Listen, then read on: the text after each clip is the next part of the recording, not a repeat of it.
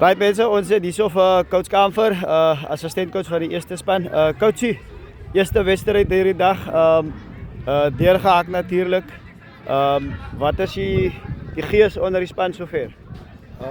Man, die gees onder die span is baie goed op die stadium. Ek is net bly dat die eerste enetjie deurgehak, so baie weer wat nog voor lê, maar ja, die manne is baie positief. As ek coachie, natuurlik negatives en positives wat jy kan uitvat in die wedstryd uit. Dit was nou wel, soos mense kan sê, 'n weghaalwedstryd vir Whistling Wheels. Welverdiende en ek dink die manne het party toe gekom. Natuurlik, enige negatives en positives wat jy wegneem uit die wedstryd? Negatives, in die laaste paar minute sal ek sê het ons baie los begin raak. Dit kan vir ons te duur te staan kom, jy weet, met ander tipe spanne. Positives, definitief, die manne het goed verdedig sal ek sê. Ons het gehou by die eerste 20 minute goed by die strakste gehou, so daaruit kan ons net baie verder verbeter. Baie dankie coachie vir die tyd en geniet die wen. Cheers.